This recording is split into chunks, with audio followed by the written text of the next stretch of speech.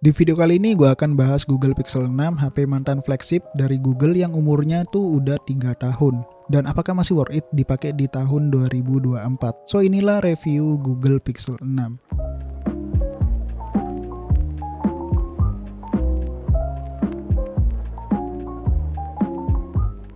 Seperti biasa ya, kita bahas harganya terlebih dahulu. Kalau kalian cek sekarang nih, Google Pixel 6 ini tuh harganya udah turun jauh banget. Dia sekitar 2-3 jutaan.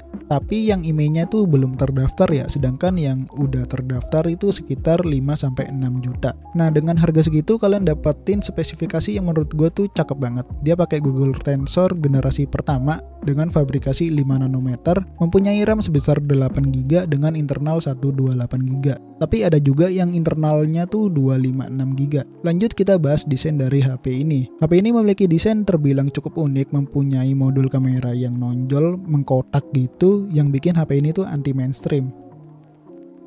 Back covernya sendiri dia terbuat dari kaca, sedangkan untuk framenya terbuat dari metal, sehingga feel genggamannya itu enak banget, solid banget lah. Apalagi sisi-sisinya tuh dia ngerounded gitu, jadi makin nyaman ketika pakai HP ini tanpa casing. Layar HP ini memiliki ukuran sebesar 6,4 inch, memang nggak terlalu compact dibandingkan pendahulunya si Pixel 5. Tapi masih nyaman kok dipakai satu tangan, karena dia bentuknya tuh bukan yang melebar, melainkan memanjang, ya mirip-mirip HP Sony lah. Punya resolusi sebesar 1080p x 2400 pixel, bertipe AMOLED dan refresh rate 90Hz. Tentunya dengan embel-embel HDR10 dan gak lupa juga proteksi Corning Gorilla Glass Victus. Untuk kualitas layarnya sendiri gak perlu diraguin, gambarnya itu tajam, warnanya vivid, hitamnya pekat, responsif lagi. Untuk nonton film atau nge-YouTube ini juga udah lebih dari cukup. Mantap lah, gak ada komplain soal layar.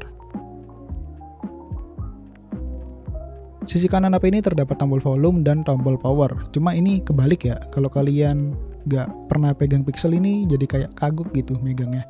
Sisi atas terdapat mikrofon, sisi kiri terdapat slot SIM card single SIM. Cuma sudah support eSIM, tapi dia gak support SD card. Sedangkan bagian bawah terdapat port USB Type-C.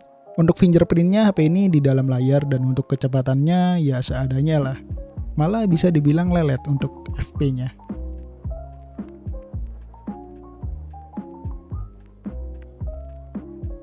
Lanjut kita bahas user experience HP ini. HP ini pakai OS buatannya sendiri, yaitu base stock AOSP. Ketika video ini dibuat, dia udah update ke Android 14, dan untuk last update-nya itu setahu gua sampai tahun 2026.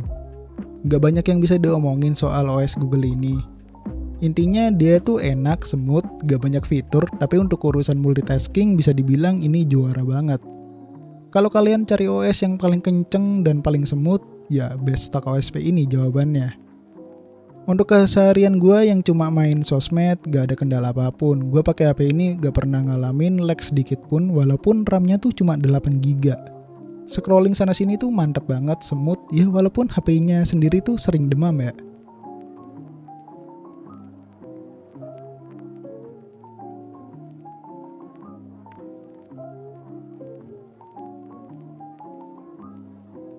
Dan untuk bermain game, HP ini juga masih terbilang cukup stabil. Gua udah coba main game Honor of Kings sekitar 3 match, dan hasilnya juga gak pernah drop FPS. Jadi buat kalian yang cari Pixel 6 buat main game juga ternyata masih bisa cukup diandalkan gitu. Lanjut kita bahas hal menarik dari Pixel 6 ini. Ya apalagi kalau bukan kamera. HP ini memiliki 3 buah kamera, 1 di depan dan 2 di belakang. Untuk kualitasnya sendiri, ya kalian bisa nilai sendirilah dari beberapa jepretan yang gue ambil pakai Pixel 6 ini.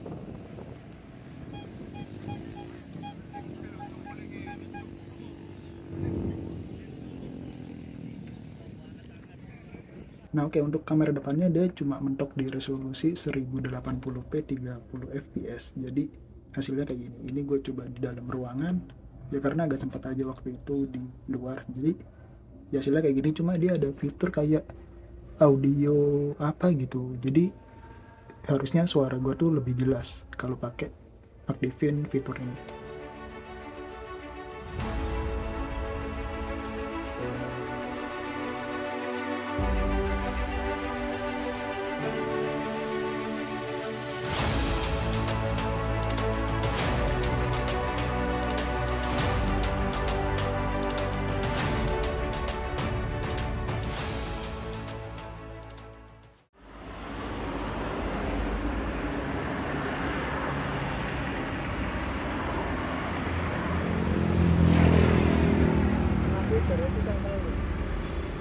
Hah?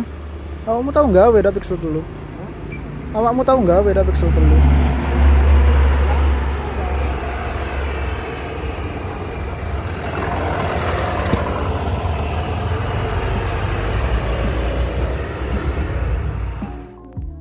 Selanjutnya adalah soal baterai. Baterai HP ini memiliki kapasitas sebesar 4600 mAh, namun unit yang gue pegang ini tuh baterai health-nya sekitar 90%.